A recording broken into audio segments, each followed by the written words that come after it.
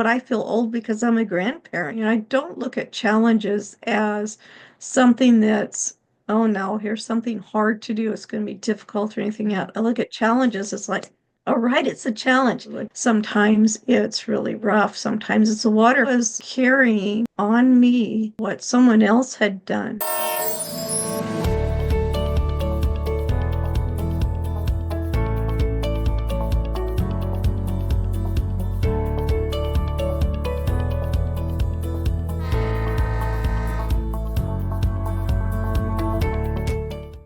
Welcome back to the Healing Train. What a journey it's been. Last season was full of truth, tears, breakthroughs, and deep connection. Thank you for showing up, for listening, and for being brave enough to heal with me. This season, we're going even deeper.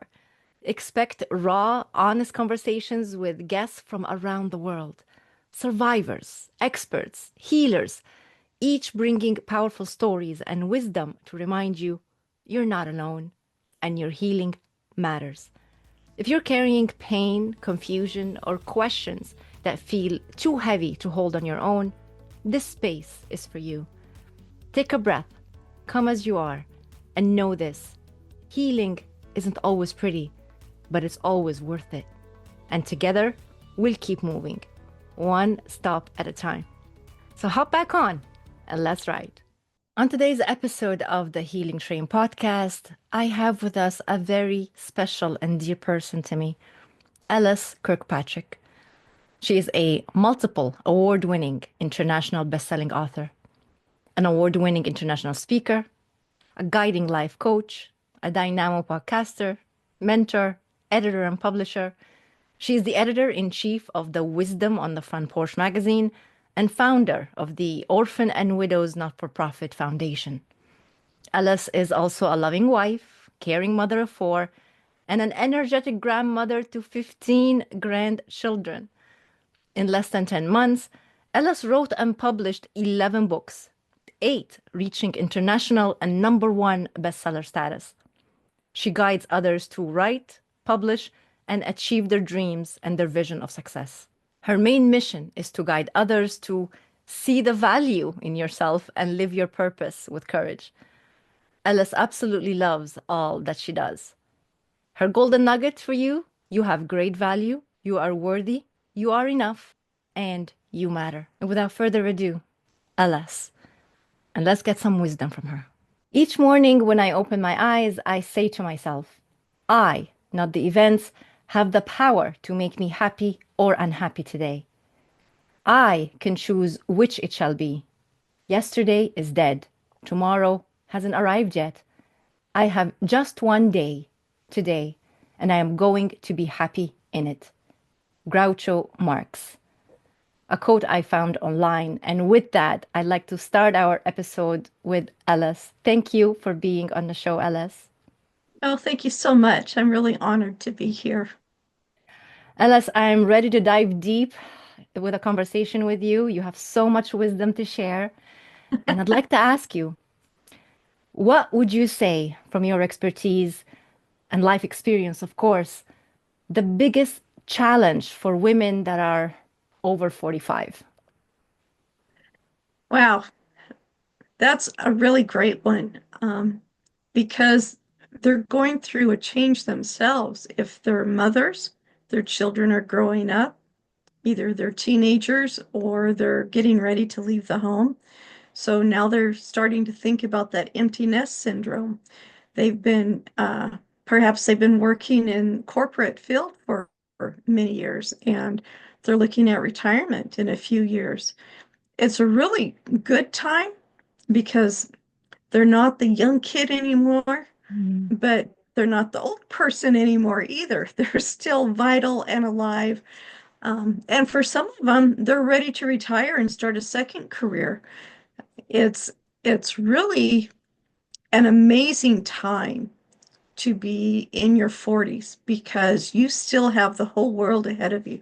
And you do at other ages. It's how you have your perspective. I think one of the biggest challenges is realizing there's more to you than your work. There's more to you than your children. Yeah. There's more to you than your marriage because you've been giving to everybody for so long that you think that's who you are. And then when it's all gone, you don't know who you are anymore. So it's really a great opportunity to start looking into who you are. What are the things that you like without your children? What are the things you like without your husband being there? And not that we want to get rid of them, but at some point, they're going to go off into their own careers. Your husband is uh, getting older too, and maybe you guys have plans for later.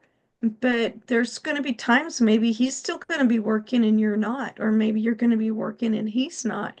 But Mhm. you still need to look at who you are and not lose sight of that.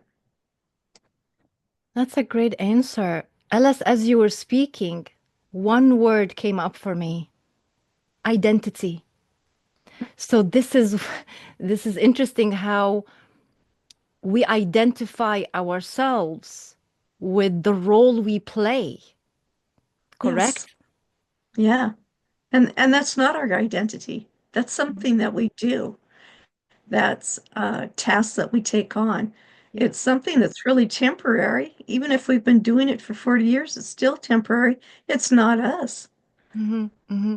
And one of the things that I know I practice in my coaching with clients is I try to get them to see that they're in the center, like as if we're doing a drawing. They're in the center, and out of them comes different branches, which is Right. the different parts of their lives to have them understand that their marriage isn't the end all be all, the kids isn't all be end all be all, the career isn't, and so forth. It's them in the center. So, which means they have to look after themselves, who they are at that center, and then Right. everything else is just piece of the pie, might I say. There you Just go. different pieces of the pie. And when you're grounded, when you're centered, when you know who you are, it all falls into place. But when you lose yourself, when that center is not grounded, then it affects all of the pie, correct? Yes. Yeah, absolutely. And it's not being selfish to take care of yourself. It's not being selfish to think about you and what you like. It's taking care of you to make sure that you're still going to be there for everybody else. And it's really beautiful to find out who you are and what you really like and how you like to live. And because you become centered like that, Yeah. all these other things get enhanced Yeah. and you find other joy that you didn't know. I mean, some of the women in that age, maybe they're looking at being grandparents already. Mm-hmm. And that's something, somebody asked me when I became a grandparent, do you feel old? And I go, no, it's just a part of life. Why would I feel old because I'm a grandparent? I love it. I've been looking forward to it. Not that I wanted to push my kids into it. I know there's some that's like, why haven't you had kids yet? It's like, give them time when they're ready. It's really a new chapter in life because once you're holding that grandbaby in your arms, it's like there's a love there you didn't even know that you had. And it's just amazing when you find out who you are. Like I said, all of these other things become enhanced. You find greater joy in them, and you find that peace that only comes from knowing who you are. Mm-hmm. Mm-hmm. You're absolutely right. I love that you touched on you being a grandmother to 15 children. How do you handle it? Like, I'm guessing they're Oh, not all around the same age. They're different ages, right? right, So right. They that go is from something. Yeah, they go from ages. They just turned 6. The twins just turned 6, Hmm. and the oldest is a stepchild, but I believe she's 24 now. So Okay. it's a big birth. Is a way to put it. I tell you, I'm going through some changes with that right now, and I wasn't sure what was going on with me. Hmm. Um, we moved 7 years ago. Everything got put into storage, and I'm just now, in fact, in August, it will be 8 years, Hmm. and I'm just now unpacking everything, and it has been a change. It's like opening a time capsule because when we moved and everything got packed up, all these grandbabies were little. I Mhm. mean, some were still in a crib. They were very small. Some hadn't even been born yet. But we had all the toys, we had all the things that they did, the little things they made in Sunday school or in school and they gave to us and just all the fun stuff we did. And everything got packed and it was enclosed, like I said, like a time capsule. Yeah. And so I'm opening this up and it's like all these emotions start Yeah. happening. What is going on? Mhm. And I realized just a few days ago, actually, and I've been unpacking since December, I'm taking my time with it, Mhm. but I realized that I missed transitioning with them from childhood to now Mhm. teenagers. Well, three of them have graduated high school now, and I didn't get to transition that with them. Mhm. So I think I was going through a mourning, a Mhm. loss of that. And I didn't realize that once I came to grips with that and really understood what was going on, I was okay. So, as you were saying, for those in their 40s, the challenges that they're having is life is changing all the time. And sometimes things change and you don't understand yourself what's going on. Why am I feeling this way? It should be no big deal. It's just another thing. And it's like, yeah, we kind of miss, the little stuff you get to play with and the grandkids and all. But once you realize what's actually happening, where your feelings are coming from, um, then you can do something about it, or then you can finally get that peace inside of you. But it's okay. I mean, we packed things. We also had the whole world changing. It was just beginning to get into digital. Cell phones Yeah. were not everybody had a cell phone at that point, but it was getting there. We didn't have COVID yet when we packed, so we went through COVID. The whole world has changed, Yeah. and I realized that that was a part of it, is all these things that we had packed and whatnot really didn't matter anymore Mm. because there was no place for them. One of the hardest things for me has been that everything that you could possibly want is so available to everybody and instantly right now that when I was growing up, you looked forward to getting the hand-me-downs from your ancestors, the Right. table, the wardrobe, the buffet, the dishes, different things like that. Well, now there's so much stuff that there's no room for them, and they have meaning, but they don't have a place for them. And so that's been kind of difficult to deal with. It's like, so now what do I do with this? I don't want to get rid of these things that are really high quality made furniture, tables, things like that, or things that, do you even know what a doily is if I say that? Do you? Personally, I don't. Yeah, so most people don't anymore, your age and younger, but they were really popular and it was handmade, hand crocheted, and you laid it on a table or on the back of the furniture, so your head didn't Right. get Okay, now I know what you're talking furniture about. Uh-huh. clean. Yeah. And so I have these, but grandkids aren't going to use them. I mean, it's like, so what do you do? Yeah. How do you just get rid of things like that? Coming to grips with all of that, coming to grips with all of these changes, it's like, no wonder and I wasn't feeling disconnected. I wasn't feeling lost, Mhm. but there was just this thing that was going on that I had no idea what it was, but I Yeah. realized that's what it was. The whole world had changed, and I missed the transition with my grandkids because they were close. I mean, I could go over and see any of them just about any time I Yeah. wanted. That's Different. actually a very important subject. I'm glad you talked about that in length the way you did, and thank you for sharing your vulnerable thoughts and feelings with us. Kind of triggered something in me when you were talking that today's generation, like I'm in my 40s, I'm in my mid 40s, and today's generation, let's say people who are in their 20s and 30s right now, who have children and have chosen to build their life away from their parents, perhaps is something to keep in mind of how important it is for their children, and their parents, so the grandparents, to be in their lives somehow, some way, to make the Yeah. effort to do the video calls, if that's what we got right now, Yeah. to visit, to at least spend special occasions with them, because the memories for both the grandparents and the children matter. And Yes. sometimes parents lose sight of that and don't see the importance of it. They just look at, hey, well, I'm just building my life in a different state or city or country or whatever Right. it may be. And they're saying, well, that's just life. What are we going to do? We can't have it all. And I get that. It is life and we all got to do what's best for us. But let's not lose sight of what's important. Those relationships, those memories, Yeah. they're And important. there's a very special connection between grandchildren and grandparents. Yeah. And um, maybe perhaps the ones that are the parents now didn't have that connection. Yeah. And I'm really, really sad to hear that because there's just this most wonderful connection I had with my grandparents, even the grandparents that we hardly ever saw. There's Mm, still that connection there.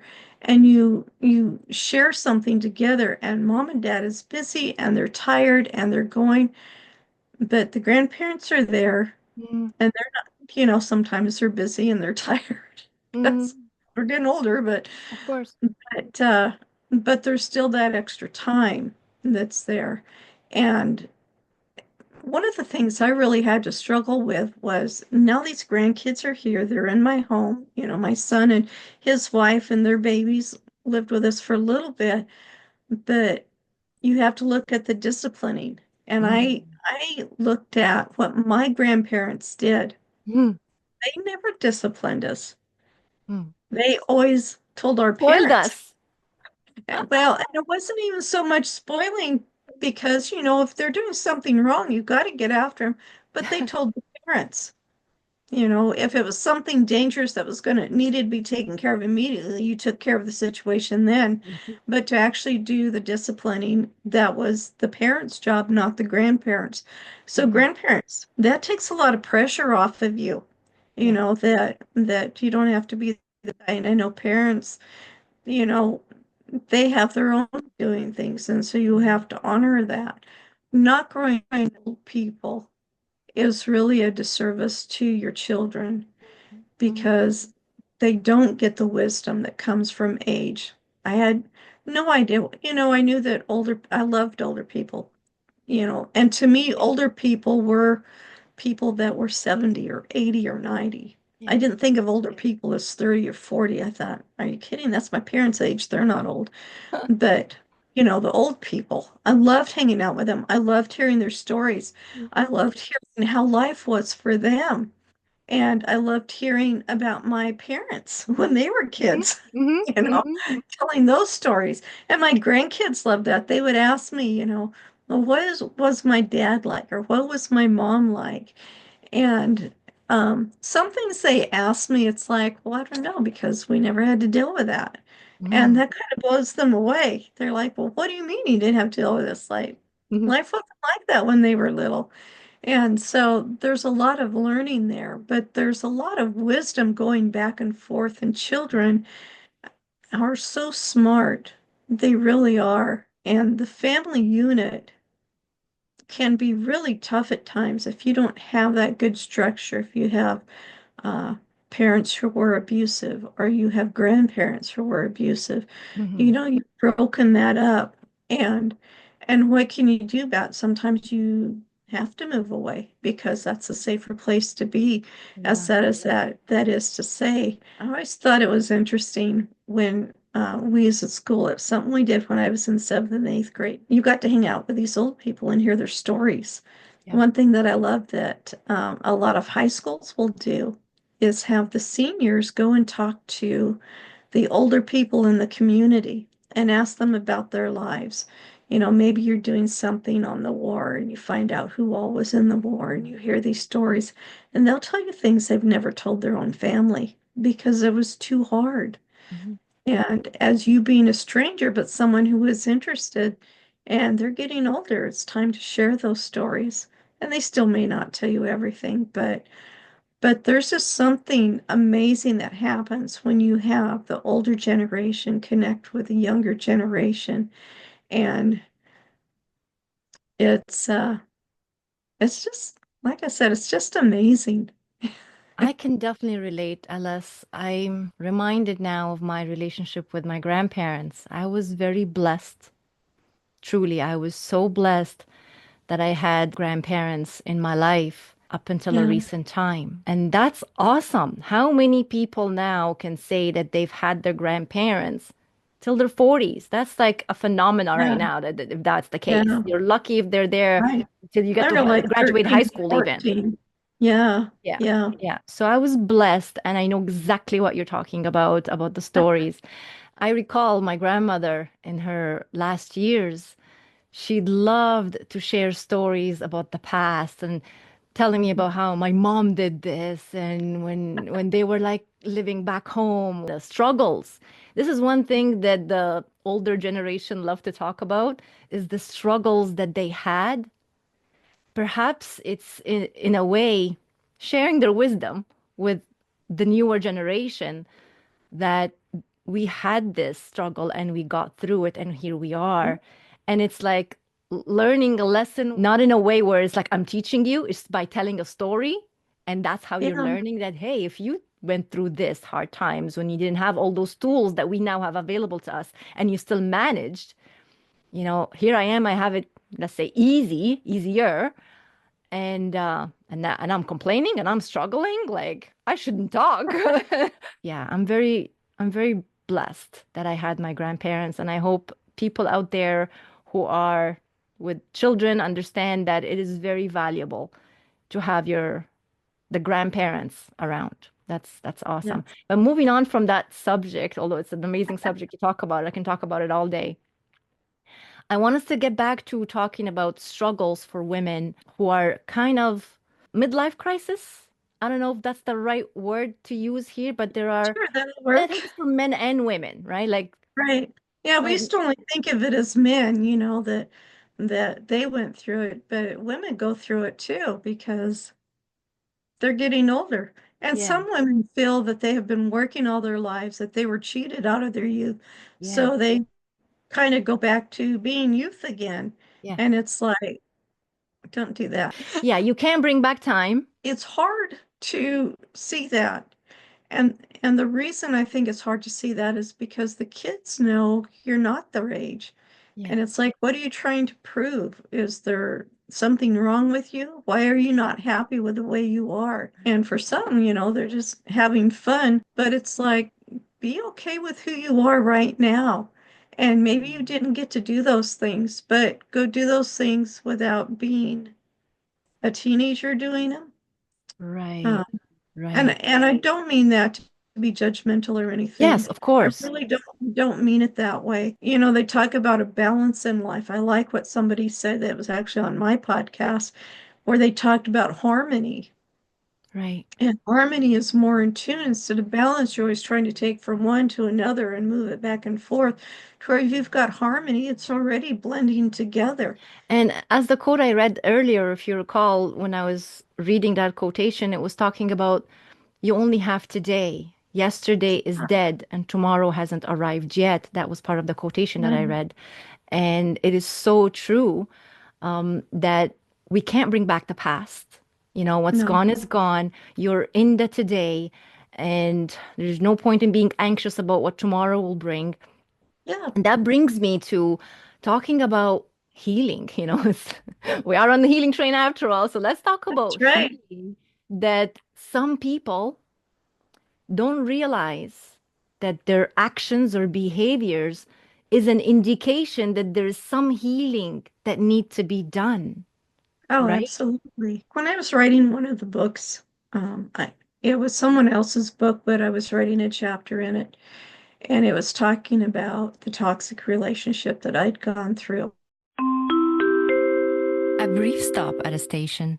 Those of you who ended a toxic relationship, share with someone who will benefit from your experience. We are here to support each other.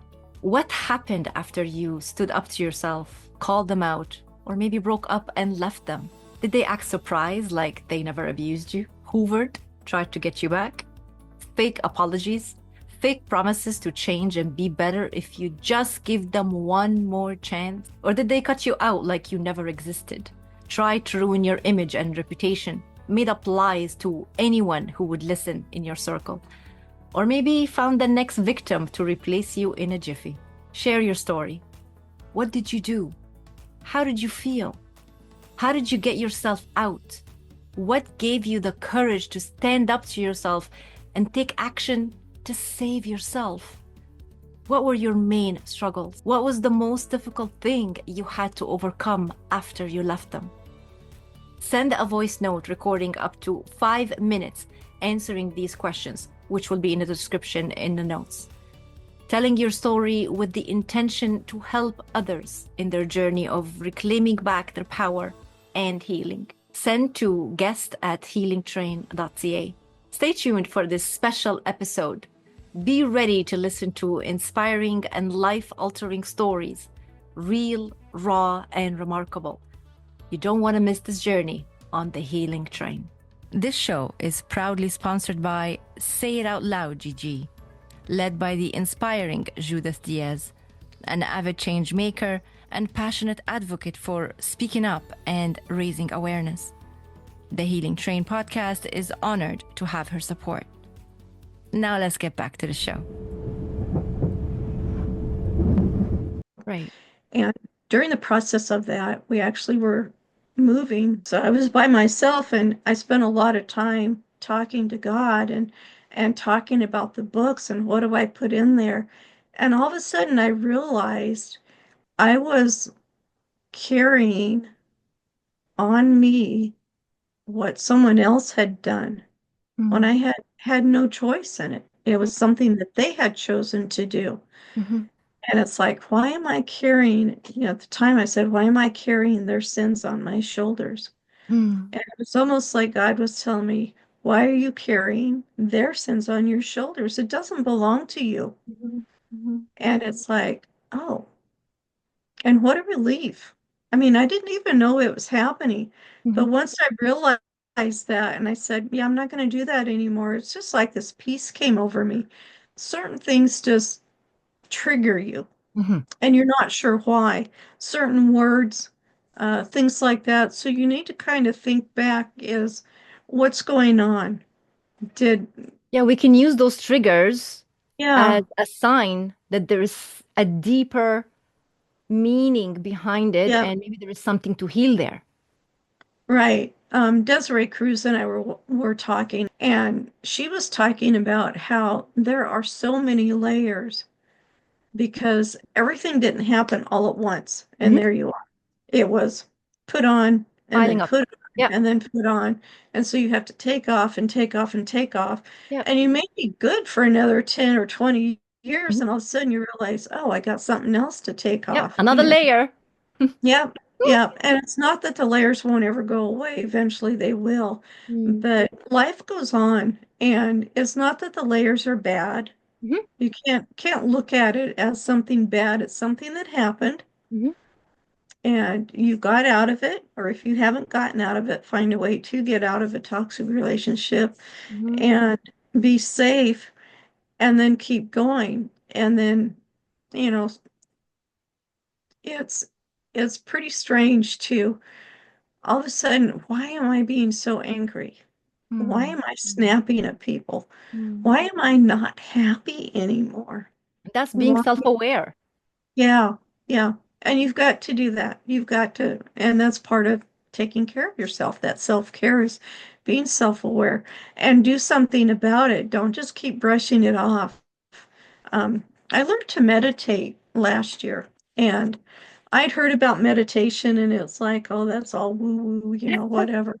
But I found out how to meditate, and being a woman of faith, when I was growing up, meditation was what you did with gurus and all this other. It wasn't Right. something. Yet the Bible talks about meditation all the time. Right. And I thought, so what is this? So I actually really started studying it, finding out what it is. What does the Bible say that it is? And I had this one program, it's called Encounter. It's just an app on the phone. And he takes me through a meditation. Mm, And what he talks about is just breathing, mhm. but you think things like breathe in the breath of God, breathe out the peace of God, things like that. You just keep the good stuff flowing back and forth. And one thing he talks about, because for me to sit still and think about nothing is an impossibility. There's always things going on. I think for most people, that's the struggle. Yeah, yeah, I do not empty my mind. It's and it's dangerous to empty your mind. I just want Mm. to say that. Then Yeah. anything can come in. So you have to take care of yourself. Mhm.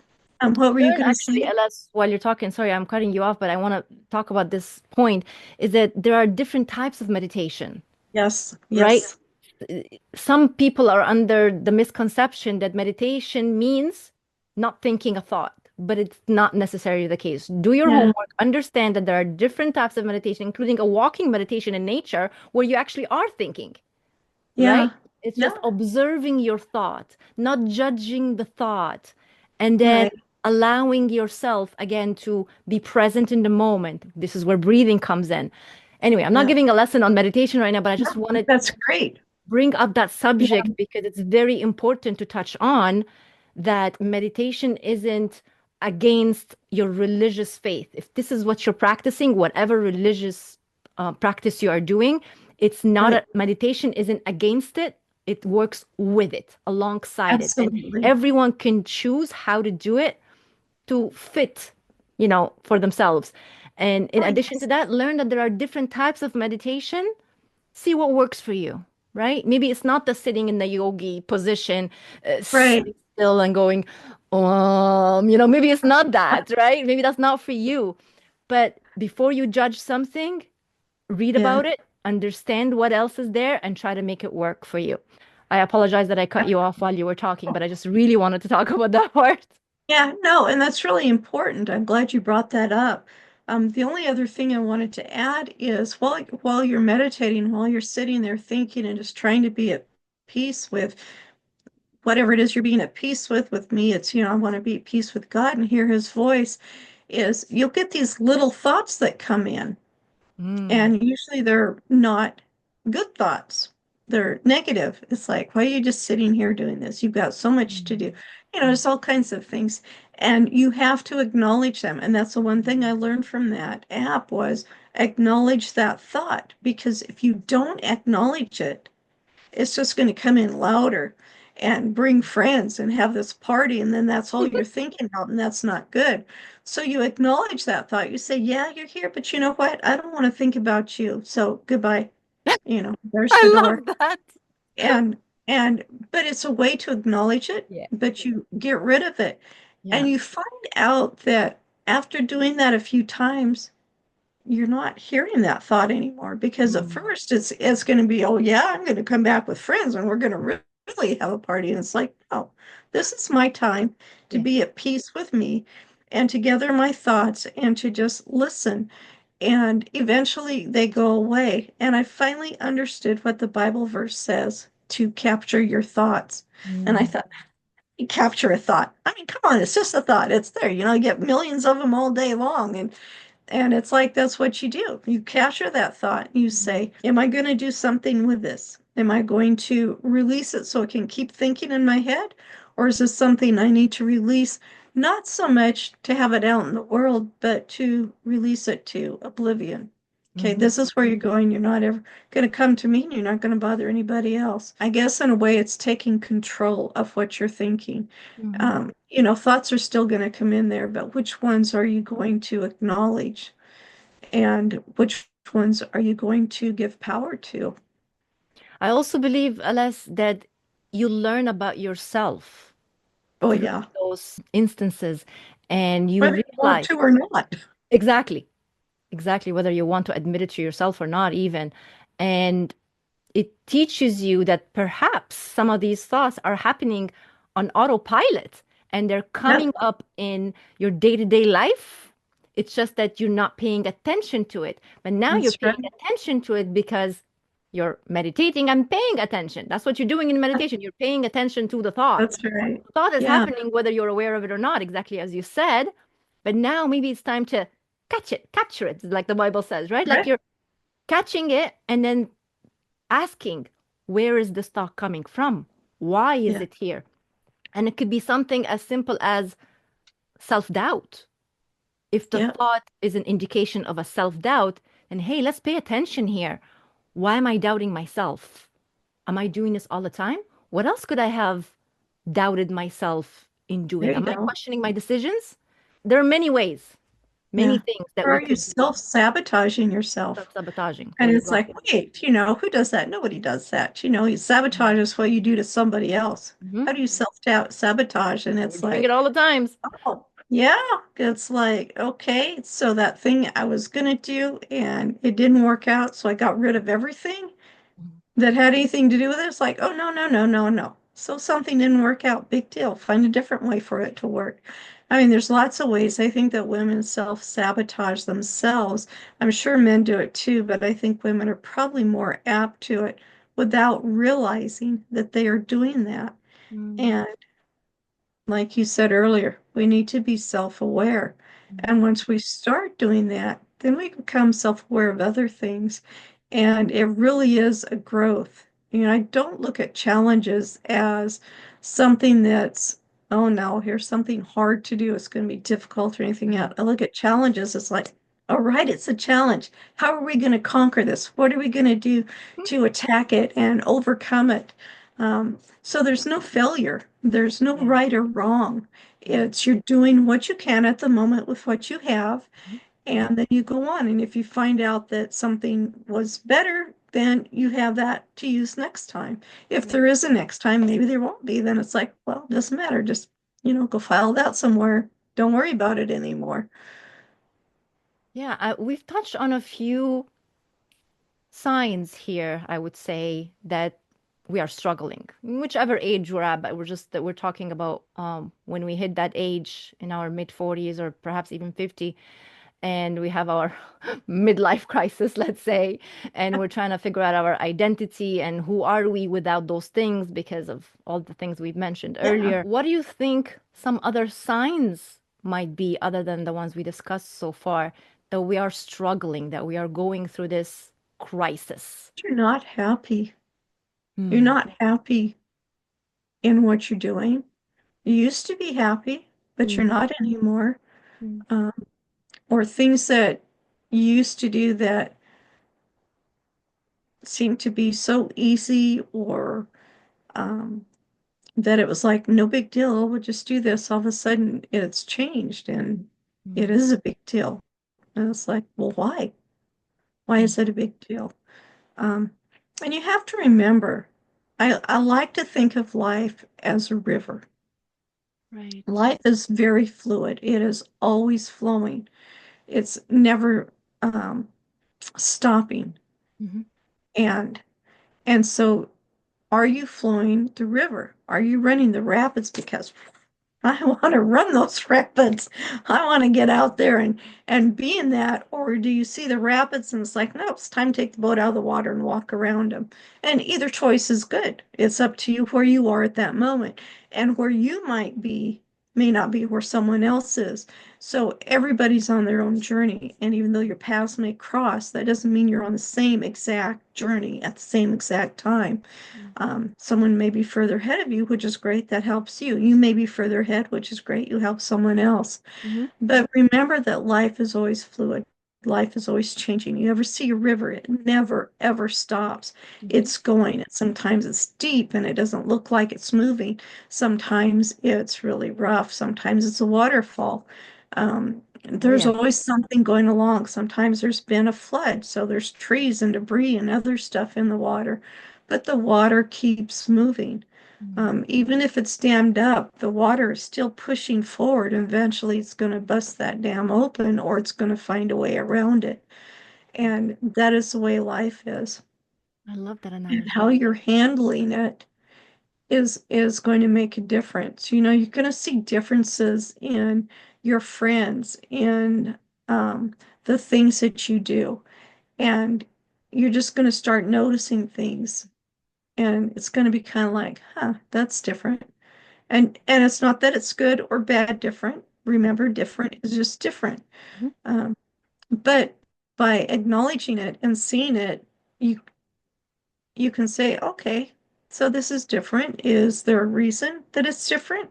I Mhm. don't think so. Okay, so keep going on. But if it repeats itself, then you need to look at, okay, this has happened before. Why is this happening? What's going on? What's really going through there? And it could be the things that happen maybe even in your childhood Mhm. that you just shoved away, or you said, that was in the past, I'm here in the present. But maybe it's coming back because you never actually really dealt with it. You just locked it away somewhere, and that lock isn't going to stay there if you haven't come to grips with what needs to be healed from it. Mhm. And it's weird that something that happened, 40 years ago or 30 years ago is going to affect you now, especially when you haven't given any energy to it. It's Mhm. like, why is it hitting me now? And it's like, well, because maybe now is the time that you're prepared and able to handle it. Yeah. And you can do something about it where before maybe you couldn't or you didn't want to. And you may not want to now, but don't keep ignoring something that keeps hitting you back. Find out what it is and then decide what to do with it. Hmm. There's a lot of wisdom in what you just said there, Ella. That's quite the You see wisdom. the color of this hair here. You don't get white for nothing. Oh my goodness. Ellis, you are a writer, a publisher. This is your realm. You help Yes. people get their thoughts and feelings on paper and getting it published. There is such importance in even if just journaling our thoughts and feelings. It Oh, helps us in our healing journey itself and documenting our own feelings and such. But what about someone out there who feels that there is a story that needs to be told and they want to do that, they're ready for that, and they want to come to you and you could help them yeah. out? Can you share everything that you do and how you can help someone? Sure. Yeah, I could just say, oh, just get a hold of me. We'll take care of it. We'll make it all perfect. Because a lot of publishers do that, I'm sorry to say, but that's not the truth. This Mm. is your journey. This is your story. This is your life.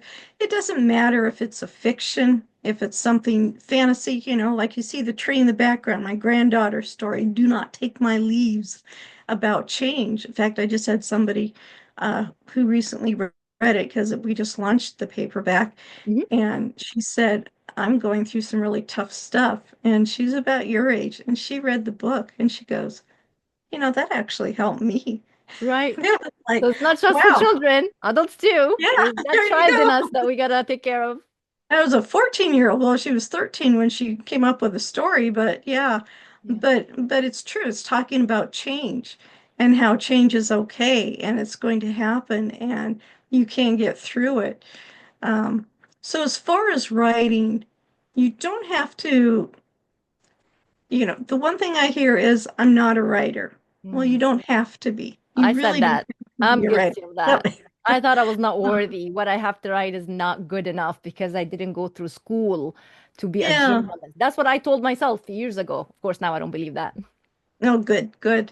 Yeah, I mean, there's that story, or it's like it's too difficult, or I get started and then I can't get going any further. And there's lots of reasons why you're not writing, or you've written it and you've done nothing with it because you're afraid someone's going to read it. Yeah. And it's like, so this is one thing I really want you to think about is your story keeps coming up and you keep thinking about it. It's because it wants to be told, because it's going to help somebody else. Yep. If your story helps one person, don't you think it's worth writing? It Yes. will be to that person. Mhm. And who knows, maybe they'll share it with another person, Mhm. and that person will share it with another person. And then maybe it'll get to the part where somebody shares it with 100 people Yeah. because you took the time to write your story. Um, And you don't have to write it like this happened at this time and this happened at that time. There's ways you can word it. You can, and some people say, well, I have a story, but I don't want to name names. You don't have to. Make it a fiction story. Make it like a pretend story. And it's like, well, they're still going to know. And it's like, well, then they have to be held accountable for what they did. And I don't mean that to sound rude, but Yes, it's a tough totally. thing. You have to make the decision whether you tell that story or not. But And they can but always be go ahead. anonymous or like have a Yeah. synonym, right? Yeah. Yeah. And even if they read it and they say, "Oh, this is about me," or "That's about me," um, you know, well, Yeah. that's just the way it is. Now, I have to say that a friend of mine wrote her story, and she wrote it. She didn't write it as a story, as a fiction. She wrote what happened, and there were family members who came and said, "Why would you ever say something like that? Now, what are people going to think?" And she's like, "This is the truth. We all know this is the truth, and this is what happened." And I'm not going to be silent anymore. And if you don't like it, I'm sorry, but Yeah. there's people that are going to learn from this and people that are going to be able to get release from this story. Yeah. Now, maybe you don't have a tragic story. That's okay. Maybe you just have some fun things that happen, and that's good too. Mhm. And there's lots of ways you can write it. There's some people who do better with poetry. Yeah. Maybe you don't want to write it. Maybe you just want to tell your story, and that's great. Mm. You can get a digital recorder. Let's see, do I here? Yeah, I have mine right here. This is a great way to do it. This is as a tape, but they do have digital recorders that you just send it to somebody and they can write it for you. Mhm. Um, or you can talk to somebody like on Zoom and we can record it. Or you can type it up. You can, you know, talk in your phone and then later you can write it down. I do want to, I'll give you 3 tips that I give all my writers. Mhm. And the first one is, who are you writing it for? Who are you telling it to? So when you tell your story, or whether it's a made-up story, whether it's a children's book, whatever it is that you're doing, maybe it's a business book because those are the new business cards now because it tells more about what you do and how you help others and why people should choose you over somebody else. Mhm. But it's there. So whatever you do, you have to think of who is sitting in the chair. Mm. You Yeah. are looking at somebody, maybe they're sitting beside you on the couch or they're across from you in the office. You put an empty chair there. And who is that? How old are they? What sex are they? What nationality are they? Do they have tattoos? Do they not have tattoos? What color's their hair? Do they dye it? What color are their eyes? What kind of food do they like? What kind of music do they like? What do they do for fun? Are they out snowboarding or are they skiing? Do they surf or do they not like the ocean or the water? Are they pilots? What their financial status? Are they poor? Are they homeless? Are they so rich that they don't ever have to worry about money ever again? You need to know everything there is about this person, and you just think of one person. That's it. That's who you tell your story to. Mm. Now, this also works if you're giving a talk, if you're going to give a talk to someone, give a speech to someone, um, because when you focus on the one person, then everybody that you tell, everybody that hears your story, it's going to affect them in a very good way. Yeah. Maybe it's going to hit them emotionally. Maybe it's going to hit them as like, wow, I didn't even think about that, or I didn't know that was possible.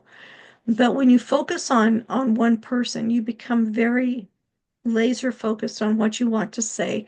You become very detailed. You have everything that you need. To where if you're trying to talk to a whole bunch of people, you get scattered and you get stuck. Now, that's another thing. If you get stuck, you have to stop for a minute and figure out why you're getting stuck. One young lady I'm working with right now, she's writing a children's book, and she couldn't figure out why she couldn't get her story to work out for her. She said it just didn't feel right. And she had names for the other characters, but she didn't have a name for the main character. It's like, well, you don't even know who your main character is. You need to introduce yourself to the main character. What's their name? What do they like? And once she got that, it's like, oh, this makes so much more sense. Now she was able to go on. And you're going to come up to roadblocks, but you have to figure out, why am I having a blockage? What's going on? I've got a story right now. I haven't written it because I don't know how I want it to end. And Mm. I could just end it, but I don't want to just end it. I Mm. Maybe you're want just something waiting good. for the inspiration to come to you, Yes. and Yeah. you'll know. You'll just Yeah. know. And sometimes it's, if you're writing and you're stuck, look at the last paragraph. Did you write something that doesn't make any sense to you? Mm. Look at the last chapter, read it back to yourself, and it's like, oh, that's why, because I had this person doing this, which doesn't come till way later in the story. I mean, there's Mm. things that happen. And if you're afraid to write your story, why are you afraid? What are you really afraid of that's going to happen? Is it something legitimate to be afraid of? And even at that, it may be legitimate, but is it one of those things you need to step through your fear and just do it? You just took me on a journey, and I was mesmerized by every word you said because I'm thinking about what has been holding me back from finishing my book that I've been working on for years. Yep. But I'm glad to say it's almost there. It Oh, really is. good. Good. And I now know that it has taken as long as it has because it was meant to. Because there are Yeah. certain events that are happening now in my life that I believe need to be in the book as part of the message of what I'm writing. And that's why I stopped judging how long it has taken me because I Good. understand that God, the universe, has a plan for me. And all I'm doing is listening. Yes, every situation is different. Every Oh, book is yes. different. Every person is different. So I guess at the end of the day is that you need to know which one is it. Are you experiencing fear? Are you experiencing writer's block? Or it could just simply be you're listening to that intuition that's telling you you're not ready yet. There's Yeah. something still waiting for you. And you need to discern which one is it. Be honest with yourself.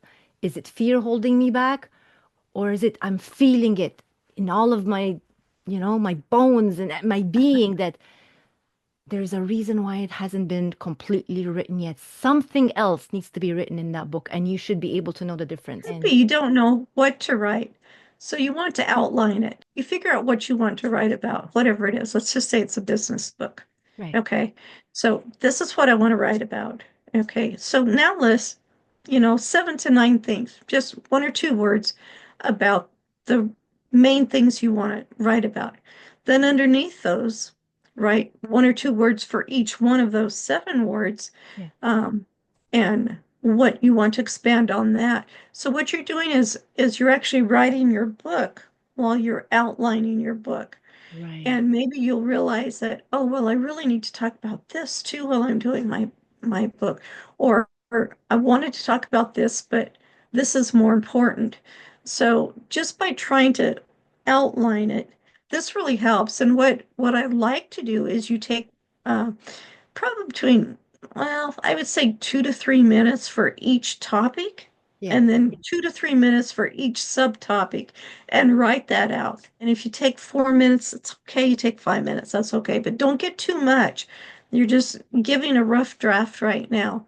And then when you're finished, you go, wow, I wrote my book. Now I just have to, expand on it a little Yeah. bit. You don't want to feel rushed. If you're Yeah. feeling rushed and being pushed, Yeah. then you're not going to have the quality there. Mhm. And you want to make sure you've got it. Now, you do have deadlines. That's the other thing. Mm. Give yourself a deadline. Even if it's, well, I don't know when I want it to be. Okay, then say 6 months from now. And if that freaks you out, say 1 year from now. Yeah. But get a deadline because then that you need to say, well, this month I need to do this month I need to do that. But as you get closer, you realize I really need to get this done because I'm committed to it and I'm going to do it. You're holding And yourself accountable at the end of the day. yes, that's it. Very good. Very Yeah. good. Let people know you're writing. Not only does this hold yourself accountable because now you've told people, but people want to be with you on your journey. They Yeah. want to ask you about it. How's it going? And if you want to give them little hints about, like, yeah, Bethany saw Raoul today and she doesn't know how she feels about it because they broke up 2 weeks ago, whatever your story is, but don't give them the details. Right. So they're even more excited Excitement. about it. What's Yeah, coming next? yeah. Yeah. So when your book's ready, they're right there ready to buy your book.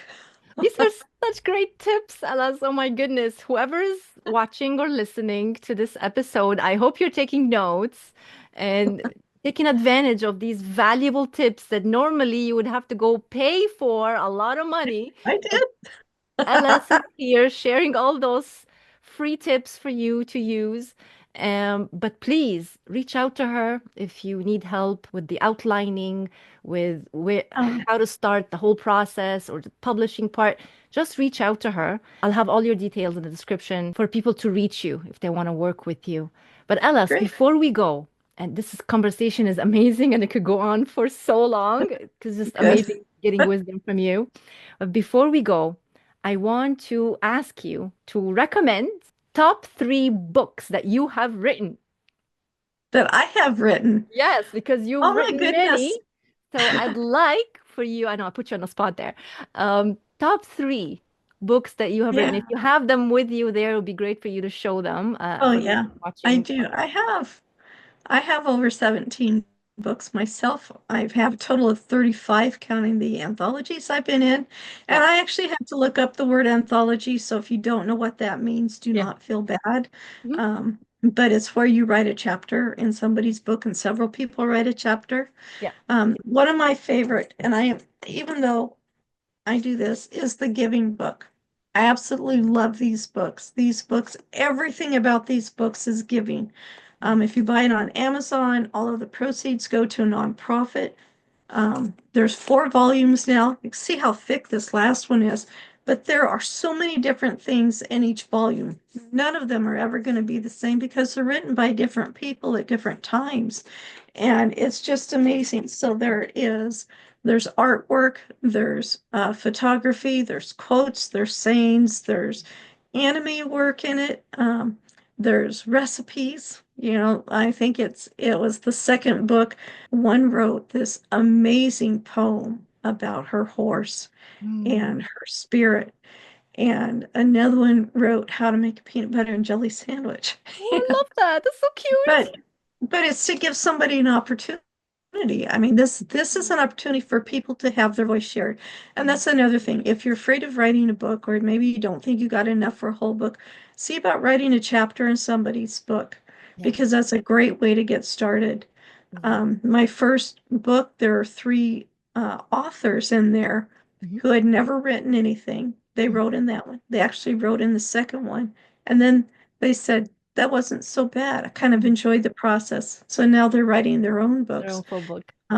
It's wonderful. So I love the Giving book. Okay. The other Two one more you to can see go.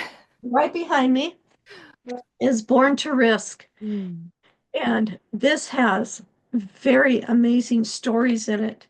And it's all about the reward that you get at taking a risk. But whoa, this one's powerful. There are so many amazing stories in that one. And I One guess more. maybe a good one we have is the 35-day journal. And this is not just a journal. There's a place in it that every day, oh, this is so dark. Mm. Every day you have your calendar and you Mm. write down what you're going to do. It's so important to have your day scheduled out. Then we go into the journaling part. Um, like in the morning, you answer, I am so happy and thankful that I took action yesterday, and what did you do yesterday that you're really glad you did? This morning, I'm grateful for. We need to write down our gratitudes. Affirmations. I am, I do, I receive. And in the back, I actually have 365 affirmations. Love So it. if you don't know what to write first, there's some ones you can get. I also put in here 2 wins that I'm celebrating from today are, and this is usually towards the end of the day. Mhm. And you need to celebrate those little wins. Something I did today, I woke up and got dressed right away, or I woke up and I'm alive. Maybe I got a new pen today. Maybe I emptied a packing box today, whatever it is. Yeah, maybe you got a new client. Just put it down to help celebrate it. Then 2 challenges that I had today were, and this is what I did to overcome and achieve. So what was a challenge you had today? What was something that didn't go quite right? Maybe you missed a couple of meetings because, your alarm didn't go off or something. But Mhm. how did you handle it? How did you achieve from that? And then, of course, you write gratitude at night. Then what was good about today? What did I learn? What can I improve for tomorrow? And then journal your thoughts. And for those who don't know, journaling is not writing a diary. Mhm. Journaling is taking the thoughts that are in your head, putting them on paper so you can rest during the night. And then if you want to pick them up, it's right here. You can pick them up in the morning and go through. I also have in here something unique. What is one question I have tonight that I want answered for tomorrow? And you write that down there. And a lot of times when you wake up in the morning, it's like, oh, I know what to do now. Came It's, to you while it's, you were sleeping. yeah, yeah, And you know what, yeah, Ellis? This journal is perfect for those yeah. women that we were talking about from the beginning of Oh, the yeah, episode who are in their midlife crisis, trying to figure out who they are, what they're doing, what their challenges and struggles are. It may yeah. help guide them through. That could be the Oh, first step definitely. towards their Yeah, healing and towards figuring out what it is to navigate through that phase that they're yes, dealing with, right? And I yeah, love that you absolutely. mentioned that. Thank you for sharing with Yeah. us your three, Oh, thank the you. top three favorite books. I know you have a lot more. How can Oh, anyone get their hands on your books? yep, they're on Amazon and then on my website, Perfect. lskirkpatrick.com. Perfect. And in fact, I think I have more on that one that aren't on Amazon. And you can bulk order books. If you want to order several books at once, I definitely will give you discounts. Just shoot me an email. And I'm on social medias, Facebook, LinkedIn, Instagram. And I'll have all of those links in the description so people can find you, connect with you if they want to work with you, Yeah. or just have a talk with you. You are a fellow Yeah. podcaster. I've Yeah. got a second podcast, Reading Between the Words, and Mhm. that's so much fun because you get to learn why the author wrote the book and you get to hear the story behind it and you get to learn a little bit about the author too. So that's a lot of fun. Yeah. Yeah. Thank you for sharing everything. Most importantly, Oh, my thank you pleasure. for your wisdom. You really have given us so much wisdom and knowledge from your personal experience, your skills that you know in life and in what you do. Thank you. It's been a pleasure. Thank you. Before you hop off the train, if something in today's ride stirred something in you, don't keep it to yourself. Share this episode with someone who needs it. Hit follow and subscribe so you don't miss what's coming next. Want to dive deeper or have a topic you'd love us to explore? I'm all ears. Drop your questions, thoughts, or suggestions. We're in this healing journey together, and your voice matters here. Just drop a message to guest@healingtrain.ca. I am listening. And until next time, keep on healing you and keep riding with me on the healing train.